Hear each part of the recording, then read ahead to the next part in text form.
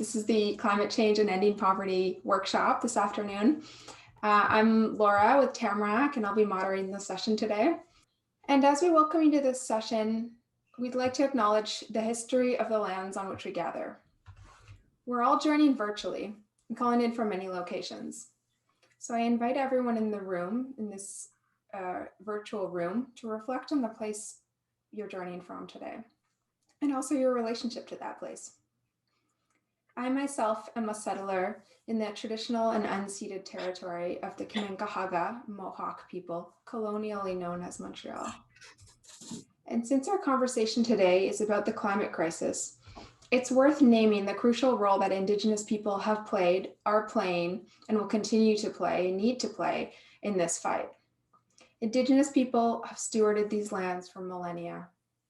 Indigenous teachings around living in a reciprocal relationship with nature, taking only what is needed and not more, and thinking of the 7 generations in the future when making decisions, that intergenerational equity piece, these hold all the wisdom we need for a more sustainable future. And indeed, Indigenous climate activists are at the forefront of change today.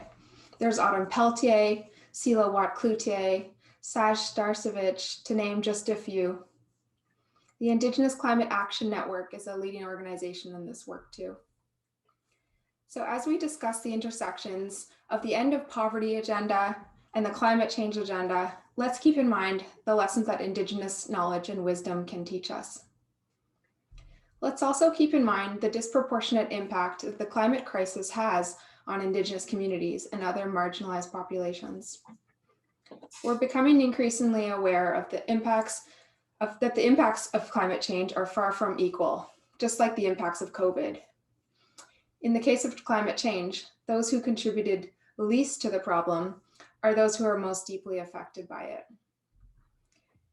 And in the climate space, there's been a real shift in the last years from climate action to climate justice. There's an understanding that we can't tackle the issues of poverty and climate change in isolation. We have to take a holistic view. This was a theme that emerged in the SDGs workshop that we just had prior to this one, and I recognize a lot of the names folks here were just in that one, so some of those themes are going to be familiar. So to help us think through these intersections, we've invited 4 rockstar panelists to join us, actually, from 3 rockstar organizations. And each of them is exploring how we can take action on climate change at the local level in a way that advances equity and justice and leaves no one behind. Before I pass the mic, I'd like to take a moment and introduce myself for those of you who may not know me. So as I said, I'm Laura. I recently joined Tamarack as the Director of Climate Transitions, which is our newest vibrant communities network alongside Cities Reducing Poverty, Communities Deepening, or Cities Deepening Community, and Communities Building Youth Futures. So you may have seen on the Planetary the logo at the top that has this program, Climate Transitions. You might have asked, what's that about? Because indeed there's no website yet, hasn't launched yet. I'm a month in and getting stuff going. So I'm really excited to have this conversation, and would like to invite anyone who's interested to learn more about this to reach out, to let me know, and I'd really be happy to chat. But basically the Community Climate Transition Initiative will support cities and communities to implement the Sustainable Development Goals locally and contribute to a just and equitable climate transition. So if you'd like to get on the mailing list for that, I will put my email here or get in touch to chat. There you go. And now I will introduce our panelists. So we have 4 panelists today. We have Rick Logtenberg from Nelson, BC, who's a city councillor and the founder of Climate Caucus. Megan Curran, councillor with the District of North Vancouver and Climate Caucus Steering Committee member. Alison Ashcroft, Managing Director of Canadian Urban Sustainability Practitioners. And Celeste Alcina, Youth Climate Lab Community Manager. So after the speakers have presented, we'll be moving into a Q&A. So as we go through, please put any questions that come up in the chat box and we'll get to those during the Q&A session. And then following that, we'll be moving into breakout rooms so that you can connect with other panelists and participants and share reflections and discuss how the themes relate to your work and in your communities. So that's it for my introduction. We're going to pass it first to Climate Caucus, to Rick and Megan. So over to you.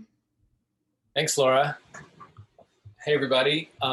As Laura said, my name is Rick Lochtenberg. I'm a counselor in the city of Nelson, under Climate Caucus, as she said. I'm also privileged to be calling in from the traditional territory of the Sinaiks people and bordering the lands of the Ktunaxa and the Okanagan. Megan? Hi, everyone. I am Megan, and thanks so much, Laura, for that introduction and acknowledgement of all the important work that we are just following in the lead of Indigenous communities. I'm calling in from the traditional and unceded lands of the Musqueam, Squamish, and Tsleil-Waututh people, and I am always humbled and grateful for the welcome and the leadership that the nations continue to exhibit. So I'm going to pass it back over to Rick to give a little intro of what we do at Climate Caucus. Thanks, Megan. So Climate Caucus is a national network of mayors and councillors focused on climate action. We are driving, as the slide says, we're driving system change to transform our communities in 10 years. Now, we represent 180 local governments from every province and territory, and we have to date 370 elected leaders. We're about 2 years old, so it's been a remarkable period of growth for us. Now, collectively, we create and implement socially just policy which aligns with the IPCC and IPBES science. Now, for those of you who don't know, IPCC, international body focused on establishing global climate targets and sort of coordinating the climate science that the UN uses to develop policy, and IPBES is focused on global biodiversity and protecting global biodiversity. Climate change's mission is can be summed up in a shorthand we use called 1-10-0, which stands for one planet, 10 years, no one left behind. And the idea is that we need to transform our communities to function in a way that the Earth can sustain, and to do it quickly to avoid triggering catastrophic tipping points. At the same time, we are trying to create a vision for climate action. Sorry, I'm getting an echo in the background. Yep, okay, it's done. To do it in a way which simultaneously addresses the underlying causes of climate change while dealing with the systemic issues related to injustice and inequity. Now, I just want to double check. Sorry, I'm going to go back here. Sorry, I'm just trying to control the slide deck a little bit. Okay, but how does this fit into a broader vision?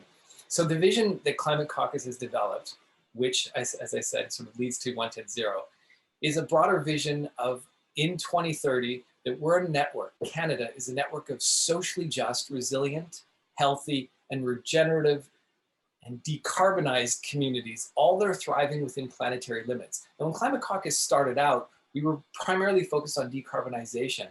But over the last 2 years, we realized, as we'll talk about in this presentation, that decarbonization is not enough. We have to broaden our focus to think about the entire system in which our communities exist. So, okay, Megan, this is you. So yeah, 1-10-0 reminds us it's really about thinking in systems and recognizing that both our actions and inactions have dire consequences. This reminds us that we have to always be solving multiple problems at once. So we have to recognize that there is a climate emergency, there is an ecological emergency, and really more broadly, all of this work is about a human rights issues. And we recognize that the system that has created global heating, ecological collapse, and systemic racism and growing inequity is not the system that's going to provide the solutions that we need. So as Rick kind of touched on, I think as many environmental organizations, and I think we have to reflect on what environmental organizations are led by white folks with privilege and what the position is, that it started as a conversation about decarbonization, but that's not the right conversation to be having. And I think that we recognized early on that there were unintended consequences and really understanding impact versus intention, or intention versus impact.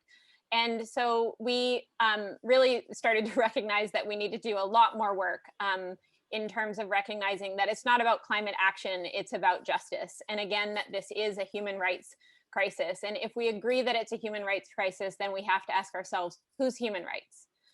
And that led us to looking at Indigenous sovereignty and racial and gender justice, and recognizing the impacts of decisions and decisions that we make and don't make today, how those impact future generations, the gross inequities between the global north and the global south, et cetera. So again, just the importance of recognizing that climate change, biodiversity collapse, and social injustice are all symptoms. And I realized at the local government level that we seem to spend a lot of time addressing symptoms and not a lot of time addressing causes. And so we really reflected on the need to address the root causes of planetary collapse and social exclusion. And that really led us to the next slide, maybe, or maybe not. Which is really addressing power, systems of power, structures of power, and the status quo, which is an entrenched oppressive system, and it is continually reinforced. And I think it is important to name these systems. I don't know how we change without naming systems of colonialism and capitalism and patriarchy and white supremacy. And I know that those conversations can be uncomfortable for folks, but as I'm constantly reminded by people who have been doing this work for a lot longer than I am, we have to stop prioritizing our comfort over justice as white folks in this space. So I think for electeds to understand bias and positionality and intersectionality and all of these important issues is really critical to the change that we all collectively seek. So I think the next slide. So maybe folks have seen this graphic before. This is from the Canadian Council for Refugees, or adapted for that. And it really looks at the systems of power right now and the proximity to power. And I would say that from a local government perspective, most people that are in power and people who have access to power fall within the center of this wheel. And so we really need to we need to look at this through a systems lens and through a power structure lens and systems and the ongoing and historical systems of oppression. And I just want to point out that we make a point to always recognize that we're not interested in sitting at that table. We don't want a seat at an oppressive table. We want a new table. And that's the level of change. And so centering voices that have been excluded is the only way that we're going to get there. And I think, Rick, you had some points about this. Yeah, I think that the one thing that, Megan and I are speaking from a position of power, as limited as it might be in local government, and often are relating to people in power, whether it be land developers or property developers or other elected people. And often what we find is that the people in power are also in a position of comfort, and you don't get change, or you don't drive for change if you're in a place of comfort. And so if you want to just think in terms of broader system change, it's actually people on the margins that are going to help drive that change. And let's just be honest about that. And we're not going to change if we continue to operate from a place of comfort. So, yeah, and I think that that's really what's important, is really constantly, we look at climate justice, and there's a climate justice writer, Mary Hagler, who I just have learned so much from, but she talks about this as not being an issue about saving money or creating jobs, although it can do that. It's about saving lives. And I think that this question is never really been about technology. It's really a question about morality, and it's a question of what we value. And so I think that big question has to be constantly asked, and we need to be hearing from people who the system has not benefited from. And so we wanted to kind of go through. I've lost all track of time. How are we doing, Laura? Do we have a couple minutes, or? You're good. Yeah, a couple more minutes.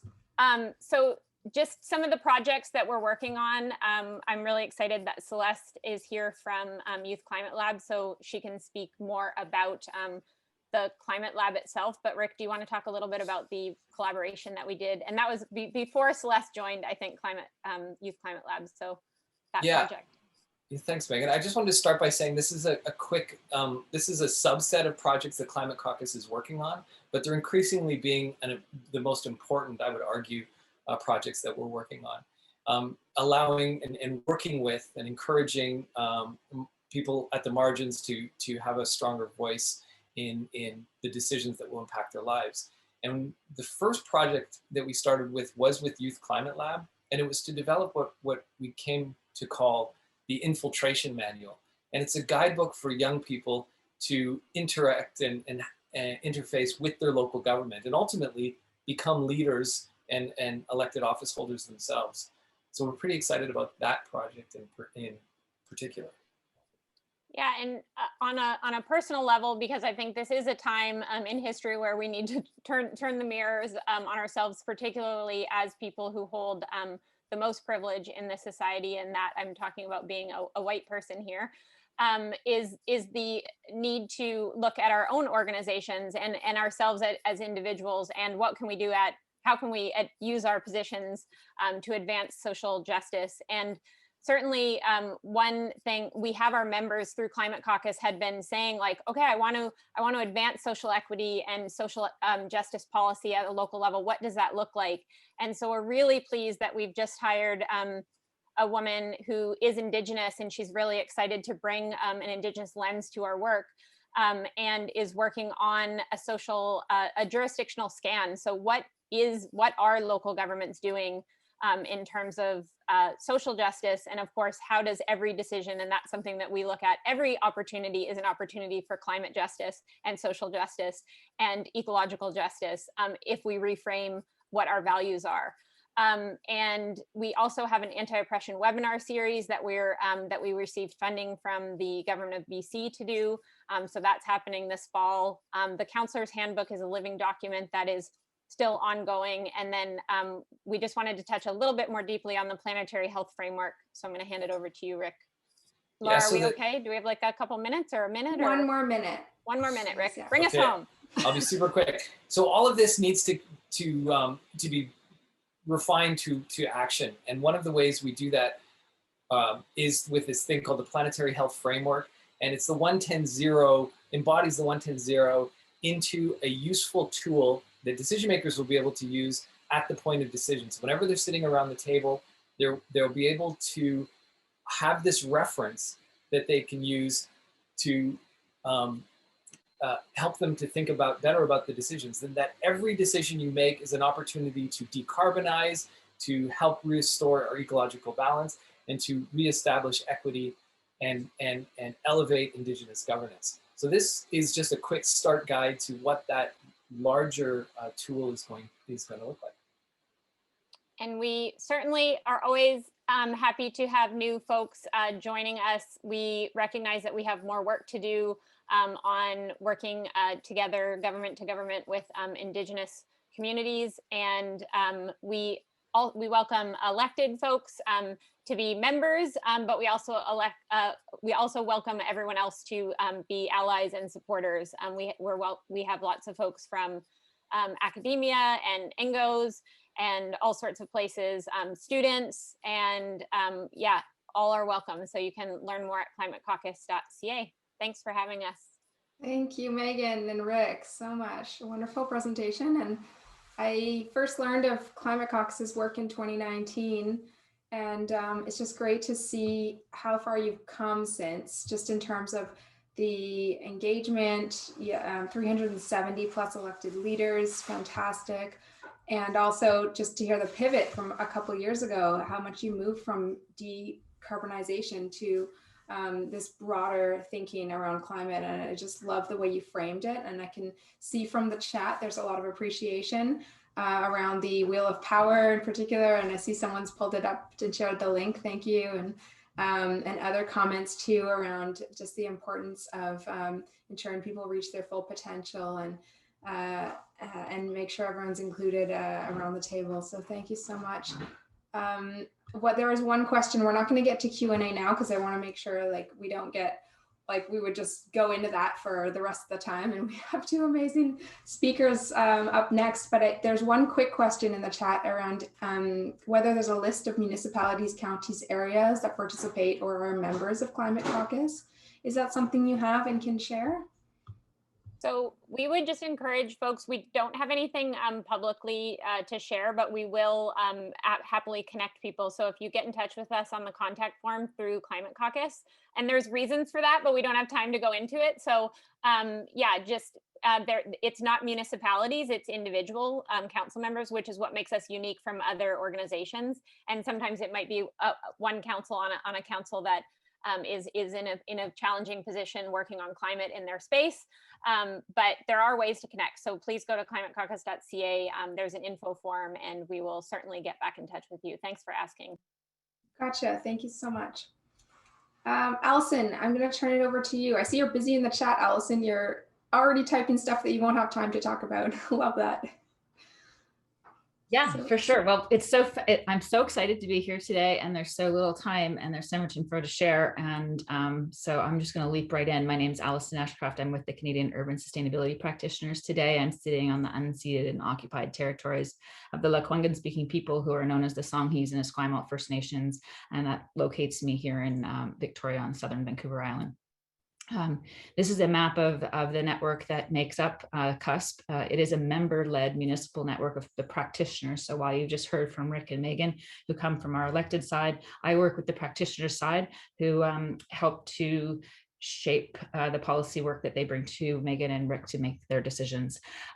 So collectively, we make up about half the population and over that much of the national GDP. And that's important because what we're trying to do is help inform and shape federal policy and programs and the work that FCM, the Federation of Canadian Municipalities, does on behalf of cities. They are the formal advocate for cities to the federal government. And so we work closely with them also. And Rick and Megan, I just loved everything you had to say there, and we need to be talking more often. We do talk frequently enough, but God, I just love your vision statement and whatnot. It's quite similar to ours. So I just wanted to hit on, here are our 6 transformative change initiatives for CUSP, and I've zeroed in on the one that we're going to talk about today, and I don't have time, unfortunately, to talk about the others, but a lot of them are related to sort of this larger multi-level climate action and governance that's required so that cities and federal government and provincial governments are working more closely and collaboratively together. But the one we're going to talk about today, and why I'm so excited to have this particular group of folks on the line, is we've been doing a lot of work on energy poverty and energy justice. And now we're looking to try and bring that work and bring it to people outside of our regular member practitioners. So taking it out to folks who are working in community on housing affordability, on poverty reduction, on welcoming city plans, on age-friendly plans, on gender inequality strategies, on anti-Black racism. So where we can really say, you know, energy poverty actually is something that you could place into those plans too. And it has there are equity implications with this work as well. And it's not just about greenhouse gas reductions and reducing energy bills. So macro, pulling us out for the Zoom, cities are faced with all of this happening right now, right? This is the climate decade. This is the decade of action for the Sustainable Development Goals. Now we've got COVID and we're trying to recover from that. And so, like, you know, cities are stretched, but so it means that everything that we do needs to be multi-solving, right? It needs to be moving forward on everything. We can't just be doing stuff that reduces greenhouse gases. The elephant in the room, for those of you who don't work in local government, is that while cities are recognized for they are leading on climate action of all levels of government. We are trusted. We are the most trusted. I mean, you may not all think of local governments as your allies and your trusted level of government, but we, from that perspective, you know, we tend to rate the highest in terms of being the most trusted because we are on the ground, we are on the front lines with our community partners. And then the challenge is that we lack some of the authority and powers that we probably need to do the work that we have the ambition for. And most importantly, we don't have the financial means by which to implement these climate action plans that you may have seen of your cities, which are often very ambitious, and yet cities are really limited to property tax revenues in Canada, and to getting grants and loans from the federal government via provincial government or via FCM, who I mentioned earlier. And we know that, and those of you who work in cities, you know that we can't apply programs or policies broadly, certainly not from a federal level, certainly not even from a provincial level. And even when we get into a city level, we're starting to realize, and local governments are starting to target, be more specific. We will never be inclusive and make sure that we're targeting and centering the most marginalized in our community if we're doing it at too high level of view. So this is our overall vision statement, not too dissimilar from Climate Caucus, which makes me really happy because, again, we're the practitioners and they're the elected officials and we have to jive together, right? So really looking for transformative impact for the equitable and lasting well-being of people and planet. And again, I work mostly with the sustainability practitioners in cities. So this is new. We used to, when I started at the city of Victoria 10 years ago, my job was environmental planner. Go reduce greenhouse gases, reduce energy consumption, get people out of their cars. And now we are seeing people are realizing we have to take a far more inclusive or holistic approach. And that's great. So we have these 4 outcomes that we're seeking in order to deliver on that impact statement. And the one we're going to talk about today is about restorative climate justice and affordable clean energy access. But we have others going on. And I will just hit on one thing in relationship to that strategic leadership and multi-level governance one, and also hits on climate finance, because this is really important of something that's just recently happened. So we've been working with FCM for the last couple of years to get, FCM has a particular policy statement book once the board approves it, then that becomes kind of the policy advocacy that the staff can then do to the federal government, to various ministers. And so we've been trying to infiltrate a little bit some of the language that we want to see, so that when FCM, who are placed in Ottawa and who have the positionality and the power to influence our federal government, will be using the language that we want them to see. And there was a few really good policy resolutions that were adopted this last month, but this is the one that's most impactful to today. And I'm just going to stop for a second and let you read it, because it's incredibly it's kind of mind-blowing that this is now coming out of the mouths of FCM and going to be what cities are formally advocating for to the federal government. So this acknowledges not only the historic harms and the link to climate change and the fact that climate change impacts will not fall equally on people, but it also calls upon government to also acknowledge that their policies and programs, some of their incentives and the like, have not been inclusive and have gone unfairly to white affluent homeowner households for the most part. And so they also need to take a look at their own policies and programs and make sure that they're reducing inequality and supporting climate justice at every turn. It's massive for me that's in there now, because I can hold FCM to account when they have their own programs and grants and funds, loans that do not stand up to this statement. So we're going to talk about energy poverty. So I'm going to leave behind all of the kind of the multi-level governance stuff, and I'm just going to dive right into this particular topic that we've been working on for the last few years with funding from FCM to try and understand what energy poverty is like in Canada, how it manifests. And so this was very uncharted territory in Canada for the most part. There were some small pockets in Canada that have been working on energy poverty where it's particularly acute in the Maritimes.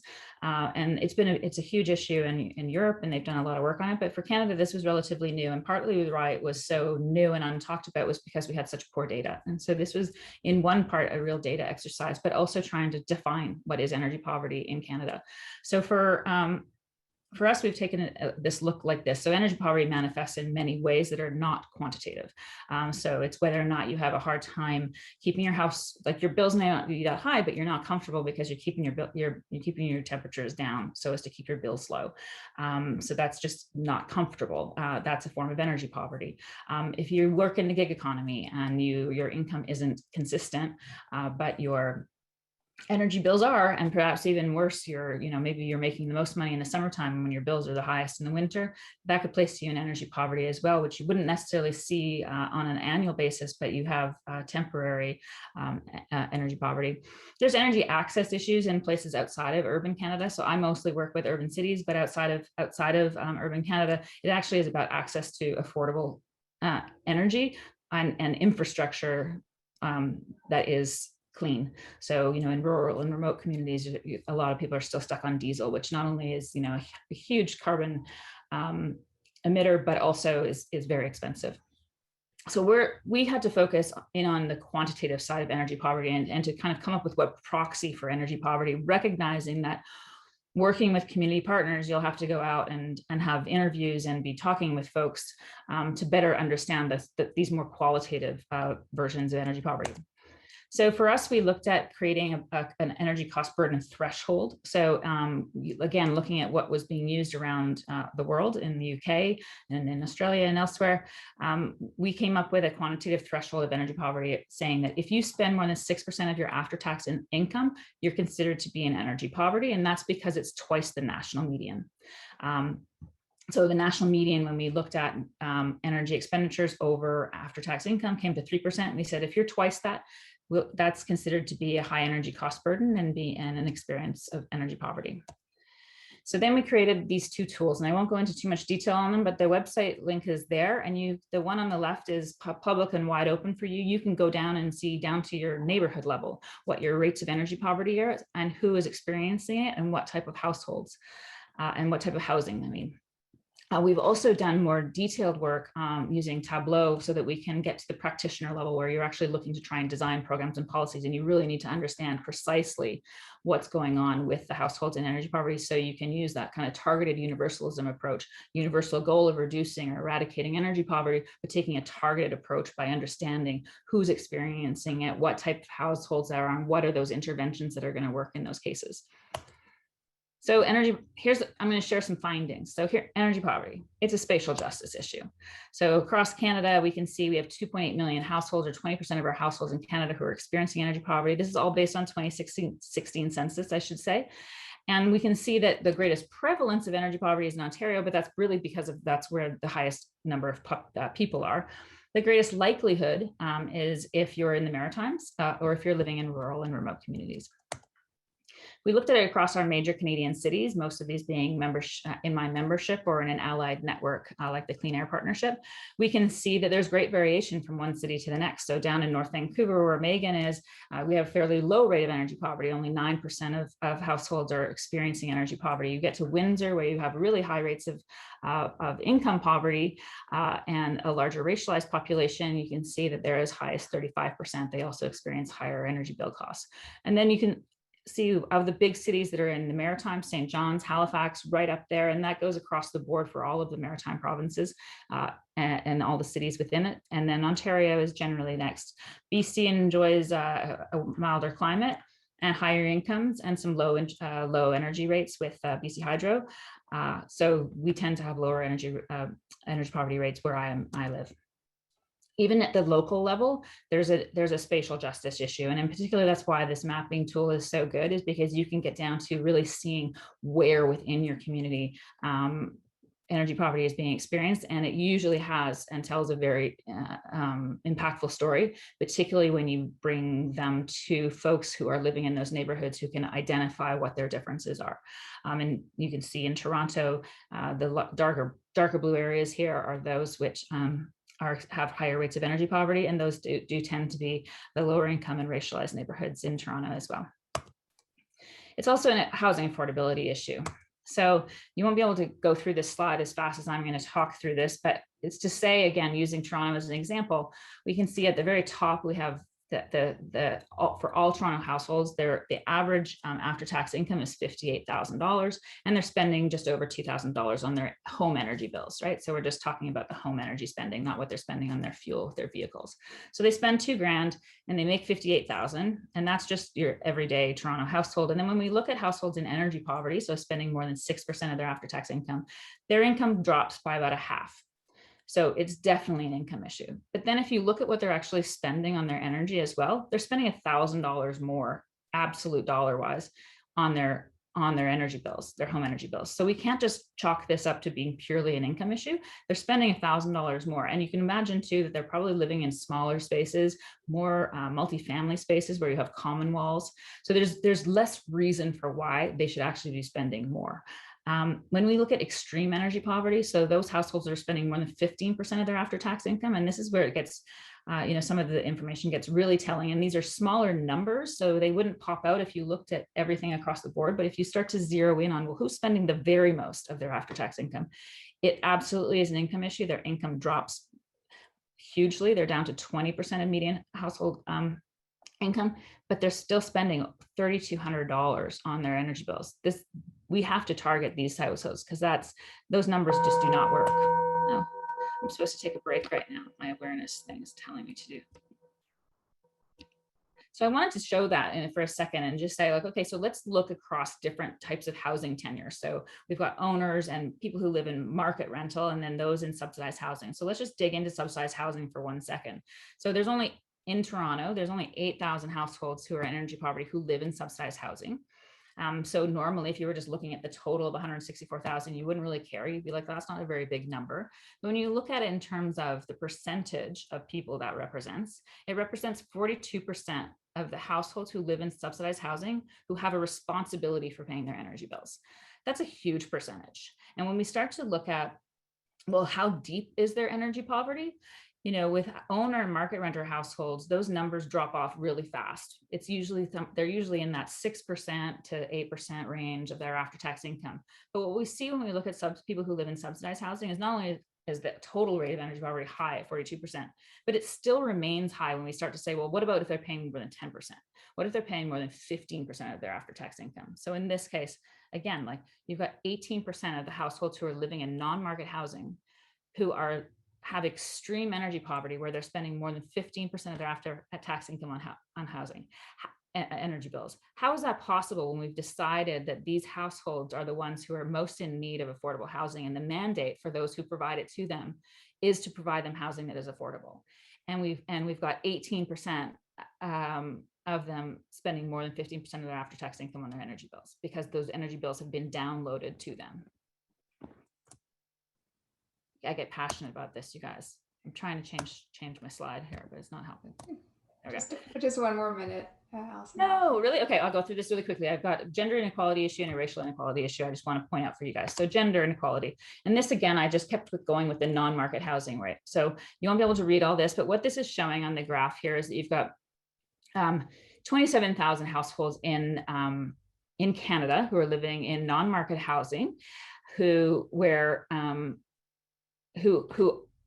they've reported that they have major repairs needed. So there's 27,000 households who have said, we have major repairs needed in our housing.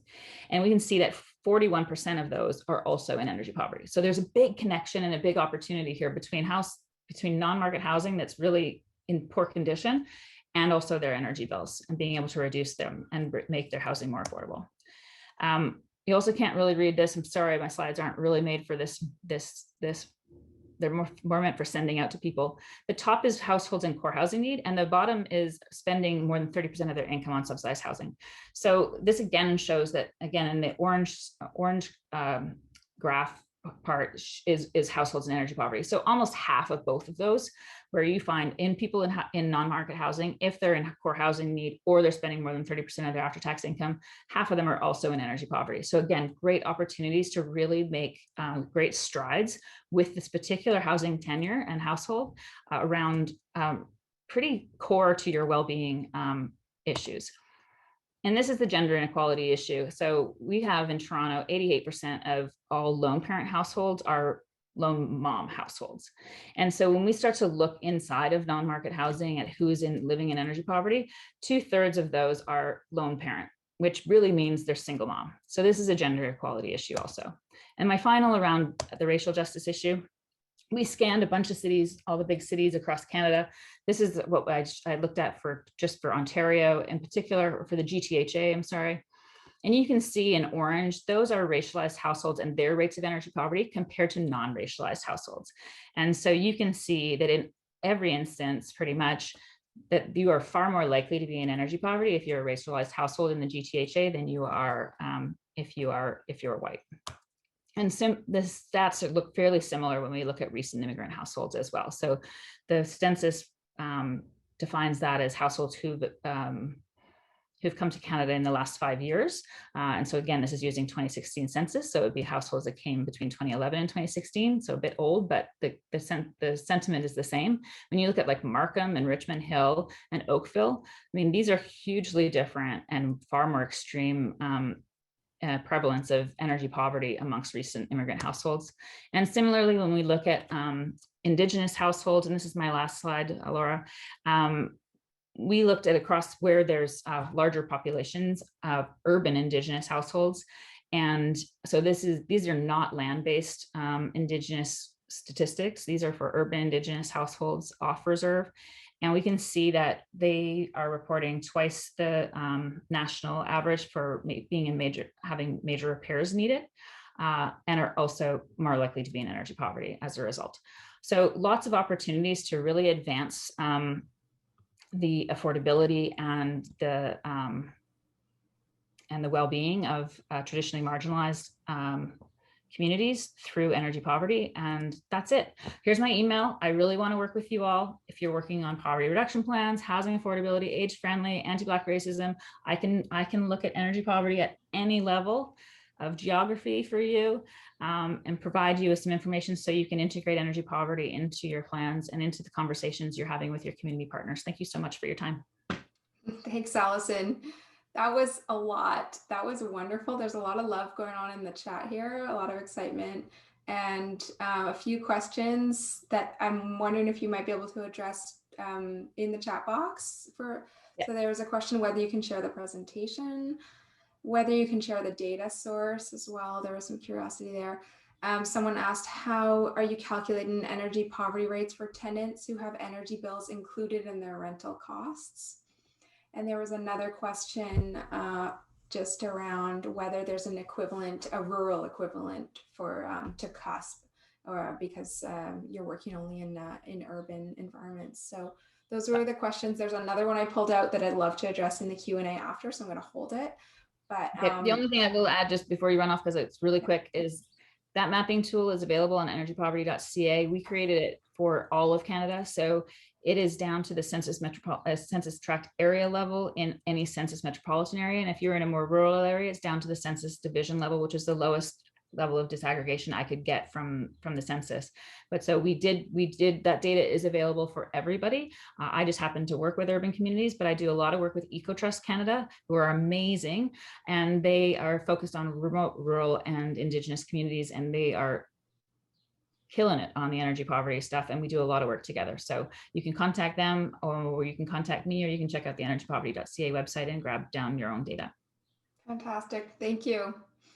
So our final speaker at this workshop is Celeste. So welcome, Celeste. Excited to hear from you. And if folks want to go to, I think we're in gallery view. If you want to go to speaker view while Celeste is speaking, that might be better, up to you. Celeste, where I have so many that's okay. boxes. Me on the thing. There you are. There you are. Okay. No need to pin me though. That's okay. Okay. But yeah, happy to get into it. I'm wondering if, I don't know, maybe just an invitation to like take a collective breath. I think I need one too. So just feeling really full. And yeah, thank you, Allison. Also, I feel your passion for this like very specific topic around energy poverty, and I don't know much about it, and my brain is buzzy. So I think I just like am digesting, and yeah, maybe just inviting everyone to breathe into your nose if you want, and let it out if that felt good for you. If not, it was just a chance for me to breathe.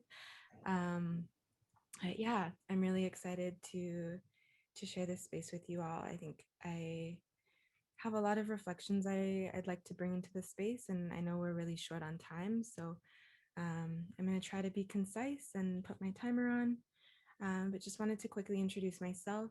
My name's Celeste, pronouns she, her, they, them are good as well. I'm calling in from the traditional territory of the Algonquin people. So they are the original caretakers of this land, and I'm here as a guest.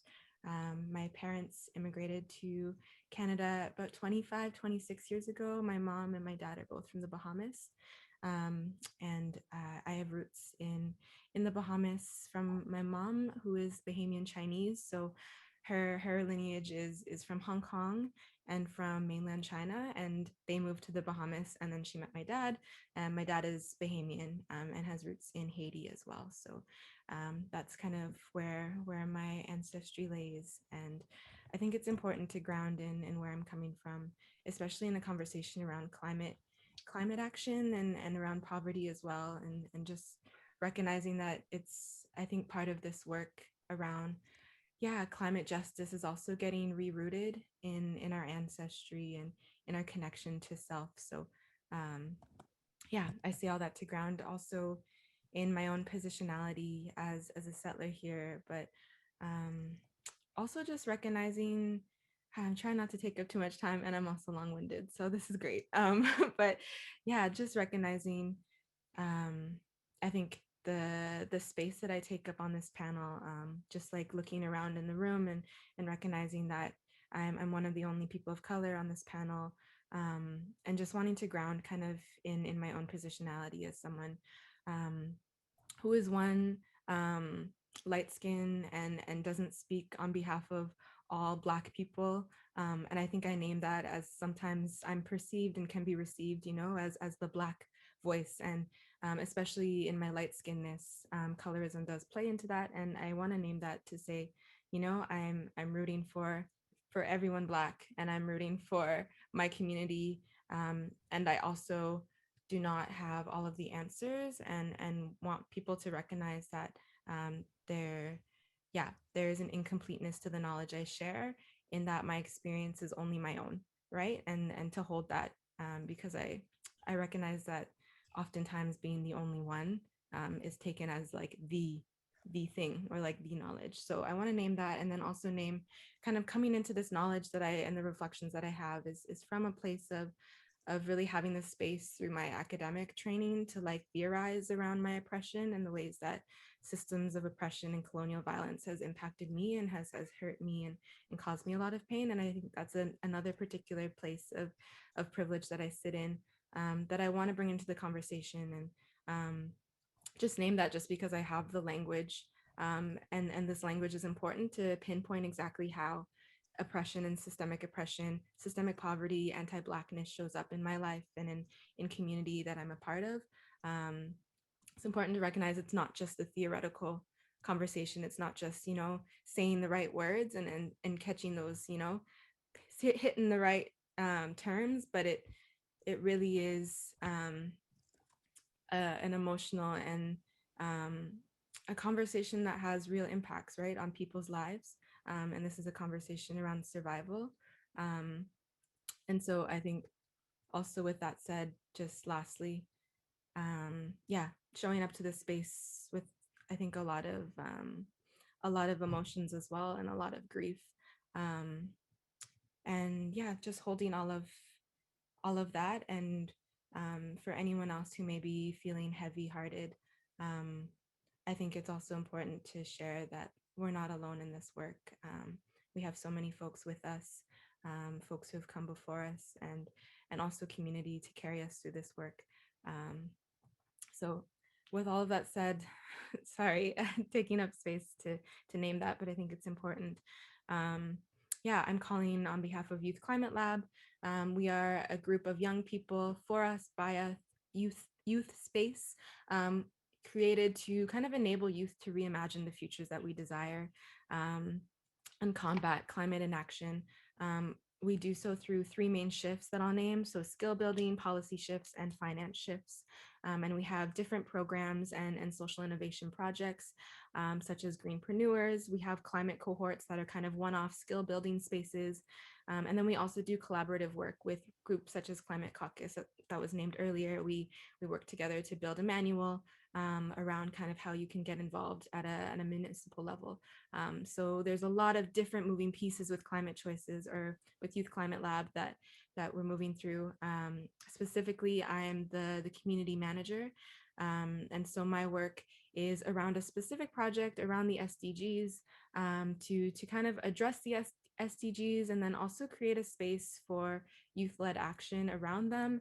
And yeah, just kind of being real with how the SDGs can fail us, maybe have been failing us, space to leverage the attention on the SDGs to actually get the most out of this work, and really narrow in on kind of how everything is interconnected in this work, whether it's climate action and poverty reduction, which I think is particular to this panel, but really embracing the spirit of interconnectedness of all of these issues and getting to the root of it. So that's a brief explanation of the project, and I'd be happy to talk more about Youth Climate Lab and the work that I'm doing. But I think I'll transition now into some more personal reflections and some information on radical collaboration, because I think that would be more impactful for this space. I think the thing I wanted to share firstly around just radical collaboration and what that means to Youth Climate Lab and how we're really trying to bring about different ways of coming to solutions. Again, I think a lot of this work can feel really isolating and lonely at times, especially just like carrying the weight of injustice. There's that anger to it, there's that helplessness, but for a lot of racialized folks, and I think for myself particularly, it's felt in the body, that memory of the violence of, the violence of colonization and of systems of injustice, such as racial capitalism that we feel now. I think our bodies feel that. And also there's so many other ways that we intuitively know and understand and hope to show up in these spaces that aren't often validated in traditional spaces for youth innovation. So kind of Rad Collab is kind of honoring different ways of exploring knowledge, whether that's knowledge in our bodies, land-based knowledge, intergenerational knowledge, more creative spaces and art-based spaces, to dream together and to hone in on our gifts and how we can be a part of this movement together. So kind of activating, Lynn, your comment in the chat really sparked something in me as well, because I think that's kind of what we're trying to do, is really activate power and activate everyone's personal power, recognizing that because of systems of harm and systems of violence, not everyone has had access to the time and the space to really breathe and to actually like hone in on gifts, and their own power, and especially their connection to themselves, their ancestry, and also the land itself. Especially I name that for Indigenous folks who are Indigenous to this land, and who may not have even had that chance to get rerouted and regrounded on their own land. That's something to name and to bring to the forefront, especially as we're all moving through our own reconnection process to this land and to ourselves as people as part of this land and as earthlings. That there are levels to this, and we need to make space for everyone to have that chance to get rerouted. I think my personal entry point to this climate world and to climate justice is really looking at the intersections of climate justice as it connects to racial justice, and that how that also connects to healing as well. So a lot of the work that I do is around healing, and like I said, rerouting. And I think I name that and want to kind of explore that in like the 2 minutes I have left, in saying that, our healing and this collective healing that we as a community, as a society, larger and larger, are moving through is deeply linked to our connection to this land. And I think that's something that I'm deeply passionate about when it comes to climate change and climate justice work, is understanding that it's not just about the earth is changing and we need to create solutions to combat it, although it is, but it's also, we've strayed so far, and recognizing that straying so far from what is like from innately like who we are as like loving beings who are like all a part of this like natural ecosystem that is like the earth, which is kind of a bit more existential but deeply like true and real. and also understanding that the wisdom of the land and the way that we're all connected, and how we flow together, and know how to take care of each other and honor each other. That's all through our connection to community, our connection to our communities and our cultures, and our ancestral tools and knowledges that for a lot of folks have been stolen, and gentrified and lost through so many generations of harm and violence. And that's really important to center in this work, because coming back to those tools, coming back to this knowledge is going to allow us for us to actually have these answers that live in us. These answers exist in our communities. It's not a lack of innovation, it's a lack of space to breathe. A good friend of mine, Rosie, says, trauma kills imagination, right? Trauma kills the imagination. And I hold that, yeah, with like a lot of like outrage, right? I think excuse me, the last thing that I'll say, thank you for the hugs. Yeah, tender day, tender topic as well.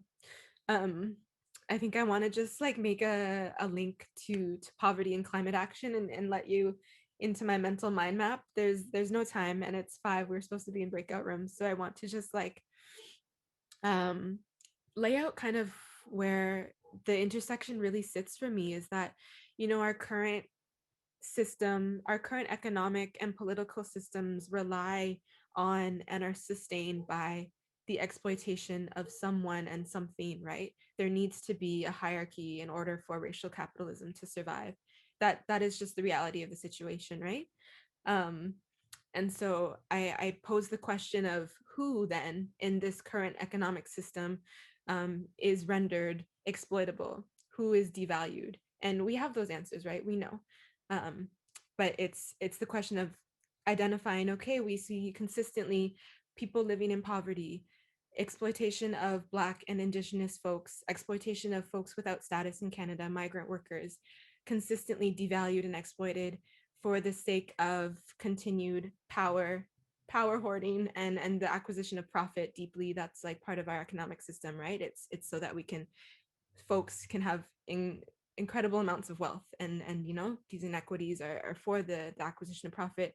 I think the consequences, though, is again the systemic erasure and the systemic killing of people of color and those who are rendered exploitable in this system. So I say this in saying that, we can say that, climate justice is racial justice, but really narrowing in and naming that, the over policing, for example, of our communities, the over policing of Black and Indigenous communities specifically, is a result of this, this intentional design of like keeping power specifically and keeping money specifically to a select few individuals. And I think it's hard for me to like dig into the like mind map, but I'll try and say, for example, we see that there are communities and systems that are like systemically neglected by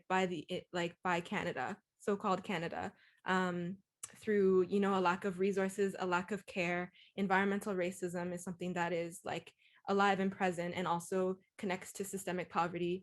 And then in those communities, then we increase police budgets and over police these cities, saying that we put individual blame on communities that are being neglected by the state, over police them, and blame it on individuals and say that it's crime and we need more police present. So we increase police budgets where money can be flowing into communities, but they're flowing into police to over police.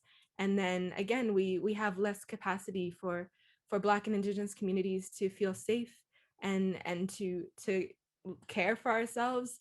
I named that being like moving through state violence and holding the violence that lives in us, and the trauma that lives in us. It's deeply destabilizing, right? This destabilization of our communities has started centuries ago and is still happening now. We're still trying to reroute. So there's literally an uprootedness that has been historical, and we're trying to get regrounded. And I say we as just I, maybe in this context, but my communities as well, Black and Indigenous folks and racialized folks and folks living in poverty. There's this need to get rerouted when there is so much systemic harm destabilizing us, every chance we get, right? So what the solution is, you know, is not more more police presence, or, you know, more I think yeah, more like people at the table. And I don't have the, you know, the answers around what the exact solutions are, but I again would offer that the solutions exist in us. They exist through Indigenous women, Indigenous folks who are Indigenous to this land have the answers. Folks who have been connected to this land for millennia have the answers. Um, and there is an intention there, and a specific type of violence when we see the overrepresentation of Indigenous women in prison. For example, missing and murder Indigenous women, Black and Indigenous folks overrepresented in prisons, and through like police brutality. This violence, literally the killing and the erasure and the segregation of Indigenous and Black communities, is not allowing for us to get to a climate future that is like sustainable, because these folks hold the connections to the land and hold the connections to knowledge and to like the, you know, the solutions that are needed. So I offer that kind of as a final takeaway, to offer that, you know, everything is kind of everything in these systems of harm. It's all deeply connected, and we can't see these things as separate.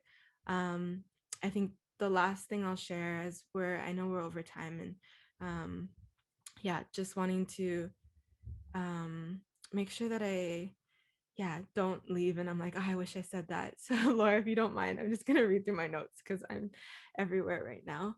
But I really appreciate. Take your time. There's so much in the chat box that you can check out after. Like, people are so appreciative of your presentation and sharing.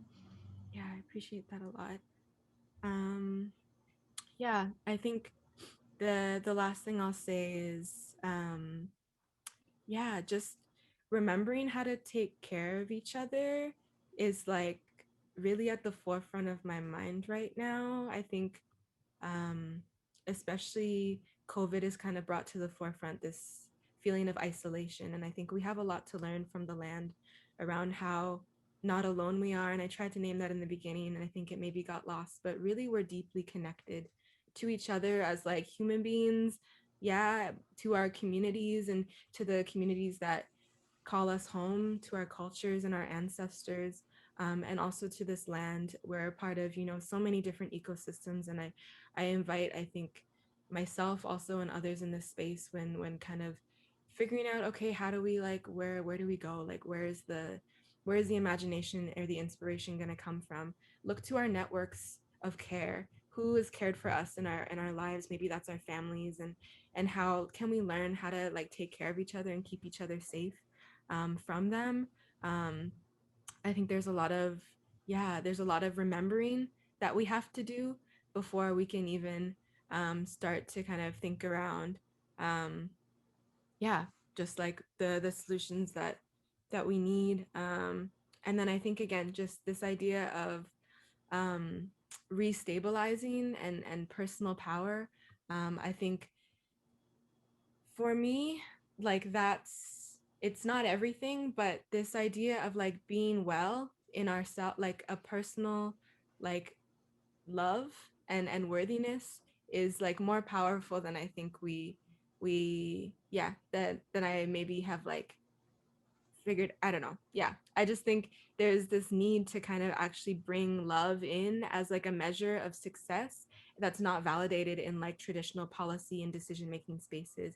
When we think about like well-being, it's really about ensuring that, you know, folks who have consistently been told by systems that they're not worthy or like deserving of like a good life. It is like that healing work that like I am deeply passionate about, and that I think is actually really central to this work of climate action and poverty reduction that isn't talked about enough.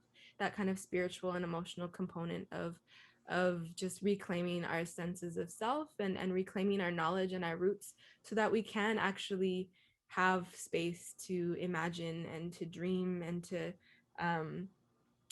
to be in our power. And yeah, I think those are the like final closing like things that are spinning in my mind. But I'm really grateful for y'all for holding me in this space. And yeah, I think there's an urgency here, right? Like it's a privilege to not have to think about yeah, survival as like, yeah, I think just because, actually I'll say one last thing, because this is something that's like hot on my heart. Like I think a lot of times in this like conversations around like allyship,